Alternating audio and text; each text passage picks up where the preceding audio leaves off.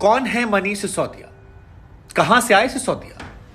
कैसे अरविंद केजरीवाल से इनकी दोस्ती हुई? कैसे दिल्ली के उप मुख्यमंत्री बन गए? क्यों केजरीवाल इन पर इतना भरोसा करते हैं कि 18 मंत्रालय दे दिए? आज कहानी के किरदार में हम आपको कहानी सुनाने वाले हैं उन मनीष सिसोदिया की जिन्हें सीबीआई ने शराब घोटाले में गिरफ्तार कर रखा है, जिनको लेकर हंगामा जो है वो मचा हुआ है। लेकिन पॉलिटिकल खबरों की तरह आज हम आपको ये बताएंगे कैसे हापुड़ में जन्मे मनीष सिसोदिया एक सामान्य परिवार से निकलते हैं, फिर पत्रकारिता की पढ़ाई करते हैं, केजरीवाल से दोस्ती करते हैं और अरविंद केजरीवाल के इतने विश्वास पात्र बन जाते हैं कि बाकी सभी करीबियों को हटाकर वो उन्हें सबसे ज्यादा जिम्मेदारी देते हैं। अरविंद केजरीवाल पर कई बार आरोप लगते हैं कि उनके जितने भी करीबी रहे उन सबको उन्होंने दरकिनार कर दिया। मसलन कुमार विश्वास किसी एक जमाने में बड़े करीबी हुआ करते थे, बहुत अच्छी दोस्ती थी, गायब हो गए। आशुतोष पत्रकारिता छोड़कर आम आदमी पार्टी ज्वाइन किए, गायब हो गए। योगेंद्र यादव, उनके साथ बॉन्डिंग की चर्चाएं होती थी, वो भी गायब हो गए। शांति भूषण, प्रशांत भूषण, वो भी गायब हो गए। और तो और उनके साथ जाने वाले बाकी भी जितने नाम हैं जैसे किरण बेदी, उन्हें भी अरविंद केजरीवाल ने अपने आप से दूर कर दिया या ऐसी सिचुएशन बनी जिसमें वो दूर होते चले गए। लेकिन मनीष सिसोदिया दूर नहीं गए बल्कि और करीब आते गए। और इसीलिए कहानी दिलचस्प हो जाती है आपके लिए जानने के लिए कि मनीष सिसोदिया पर केजरीवाल को इतना भरोसा क्यों है। क्यों अरविंद केजरीवाल ने उन्हें 18 मंत्रालय दे रखे थे? क्यों केजरीवाल ने पहली बार इतिहास में अपने अलावा किसी और की तस्वीर विदेश के अखबारों में छपवाई, प्रचार प्रसार कर दिया? क्यों जितनी बार सरकार बनती है वो डेप्यूटी सीएम बनते हैं, जबकि महज 2-3 हजार वोटों से इस बार वो जीते थे? बहुत कुछ है इस कहानी में जानने के लिए, लेकिन इस कहानी को जानना है तो आपको इतिहास में चलना पड़ेगा, हापुड़ की तरफ रुख करना पड़ेगा, यूपी के। 5 जनवरी साल 1972 वो तारीख थी जो मनीष सिसोदिया का जन्म हुआ था। हापुड़ के एक छोटे से गांव में जन्म हुआ। ये कहते हैं कि स्कूल की जो पढ़ाई थी वो बचपन में उन्होंने गांव में रहकर की। पढ़ने लिखने का शौक था तो माँ बाप ने दिल्ली भेजा। दिल्ली में उन्होंने पढ़ाई की। इसके बाद भारतीय विद्या भवन में उन्होंने पत्रकारिता में डिप्लोमा कर लिया। शुरुआत जो रही वो ऑल इंडिया रेडियो से हुई। एक 0 आवर करके शो था, उसके ये होस्ट हुआ करते थे और शुरुआती दिनों में आप कह सकते हैं कि रेडियो जॉकी के तौर पर उन्होंने काम किया। लेकिन ये वो दौर था जब लोग रेडियो से या अखबार से टीवी की दुनिया में स्विच कर रहे थे और मनीष सिसोदिया ने भी अपने आप को अपडेट किया। वो वहां से टीवी की दुनिया में आ गए। एक निजी प्राइवेट चैनल में उन्होंने पत्रकार के तौर पर अपने आप को शामिल किया और उसके बाद उनकी जिंदगी का टर्निंग पॉइंट रहा जब उन्हें एक बड़े प्रोजेक्ट की स्टोरी दी गई। फिर आया साल 2006 जब इन्होंने पत्रकारिता को फाइनली थैंक यू कर दिया। पत्रकारिता में इनका मन नहीं लग रहा था और पब्लिक कॉज फाउंडेशन नाम से एक संस्था की शुरुआत की जिसमें अरविंद केजरीवाल इनके साथ थे। उस दौर में अरविंद केजरीवाल और मनीष सिसोदिया झुग्गी झोपड़ियों में जाते थे, राशन बिल, बिजली बिल और आरटीआई को लेकर लोगों के लिए काम करते थे। ये वो दौर था जब देश में धीरे धीरे अन्ना आंदोलन की नींव को तैयार किया जा रहा था और ये कहते हैं कि अन्ना आंदोलन की नींव की तैयारी के दौरान ही ये दोनों अन्ना हजारे संपर्क में आए और उस भ्रष्टाचार विरोधी आंदोलन के सूत्रधार बनने लगे।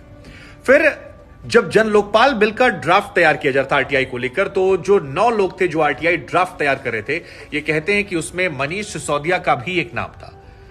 वहीं से अन्ना हजारे और अरविंद केजरीवाल से इनकी नजदीकियां जो हैं वो बढ़ती जाती हैं और फिर धीरे धीरे अन्ना आंदोलन के महत्वपूर्ण किरदारों में अरविंद केजरीवाल के साथ मनीष सिसोदिया भी आ जाते हैं। हालांकि अरविंद केजरीवाल धीरे धीरे चेहरे बन रहे थे। हालांकि उस टाइम चेहरे और भी बहुत सारे थे, लेकिन अरविंद केजरीवाल के साए की तरह मनीष सिसोदिया रहते हैं और इन दोनों के बीच के रिश्ते, इन दोनों के बीच की जो भावनाएं, जो अंडरस्टैंडिंग होती हैं, वो वक्त के साथ बेहतर होती जाती हैं और तभी आ जाता है साल 2011। साल 2011 वो साल था जब देश में आंदोलन की एक नई लहर उठी थी और मनीष सिसोदिया अरविंद केजरीवाल के साथ अन्ना हजारे के उस आंदोलन में सक्रिय तौर पर भूमिका निभाते हैं।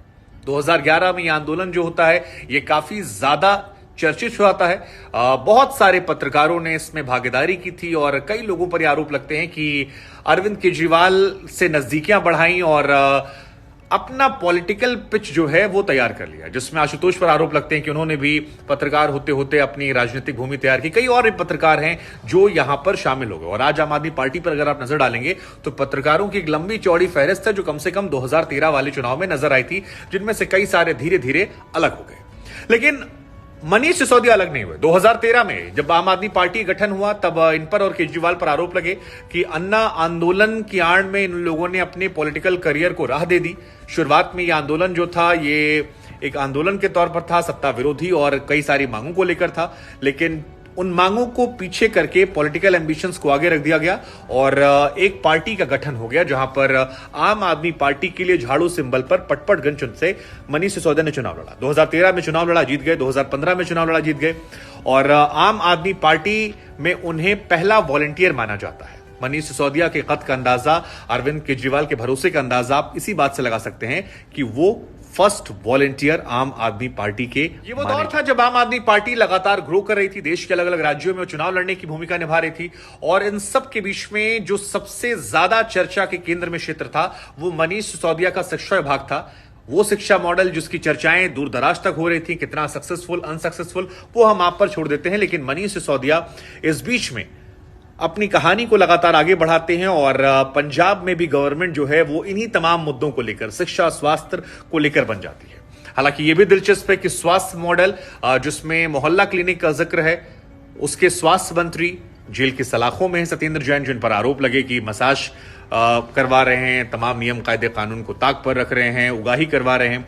और दूसरे जो मंत्री रहे जिनके शिक्षा मॉडल को लेकर पंजाब में सरकार बनी या कई और राज्यों में आम आदमी पार्टी का एक्सपेंशन हुआ, वो भी फिलहाल जेल में है। लेकिन सियासत से तर मनीष सिसोदिया कद बढ़ता रहा। फिर आ गए साल 2020 के चुनाव। साल 2020 का चुनाव जो था वो मनीष सिसोदिया के लिए बहुत टफ था क्योंकि 2 बार से वो विधायक बन चुके थे, लेकिन इस बार पटपटगंज में जब चुनाव हुए तो उनकी नैया डोलती हुई नजर आई। एक समय लगा कि वो पीछे हैं, लेकिन फिर 2-3 हजार वोटों से वो जीते। लेकिन वोट भले ही कम मिले हों, केजरीवाल का भरोसा कम नहीं हुआ था और यही वजह है कि 18 विभाग जिसमें ज्यादातर प्रमुख विभाग हैं वो अरविंद केजरीवाल ने मनीष सिसोदिया को दिए और वो नंबर 2 की शख्सियत रसूख रखते हैं। कहते हैं ना कि जब कद बड़ा हो जाता है तो परेशानियां भी बड़ी हो जाती है।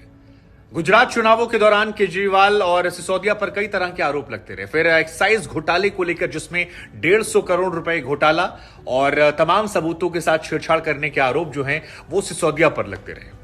क्योंकि सारे विभाग सिसोदिया के पास हैं, लिहाजा आरोपों की बौछार जो है वो सिसोदिया पर होने लगी। इस बीच अरविंद केजरीवाल और मनीष सिसोदिया के रिश्ते इतने गहरे हो गए कि पहली बार आम आदमी पार्टी में केजरीवाल की जगह तस्वीर छपी विदेश के अखबारों में मनीष सिसोदिया की। और इससे एक बड़े स्टेप के तौर पर आप देख सकते हैं क्योंकि आम आदमी पार्टी की जितनी भी तस्वीरें छपती हैं उसमें केजरीवाल की तस्वीर होती है, बाद में छोटी छोटी तस्वीरें और नेताओं की होती है, लेकिन फ्रंट पेज तस्वीर छपना, मनीष सिसोदिया की छपना, यह दर्शा रहा था कि अखबार भले ही विदेशी है लेकिन अगर शख्सियत की बात की जाए तो मनीष सिसोदिया की शख्सियत आम आदमी पार्टी में और देश दुनिया में आपके रिप्रेजेंटेटिव के तौर पर नंबर 2 की हो चुकी है। लेकिन फिर 26 फरवरी को 8 घंटे की लंबी पूछताछ के बाद सीबीआई ने उन्हें हिरासत में ले लिया। फिर गिरफ्तारी हुई और फिलहाल यह मामला चल रहा है। मनीष सिसोदिया को जानने वाले कहते हैं कि वो एक सौम्य व्यक्ति हैं जो पार्टी में इजीली अवेलेबल हैं, मिल जाते हैं, बातचीत करते हैं, मजबूती से काम करना पसंद करते हैं और उनका जो पूरा ग्राफ है वो भी अपने आप में इंस्पायरिंग है। मनीष सिसोदिया की कहानी आपको कैसी लगी, क्या आपकी सोच उनको लेकर है, कमेंट जरूर कीजिएगा और इस वीडियो को शेयर कीजिएगा ताकि और भी लोगों को कहानी पता लग सके।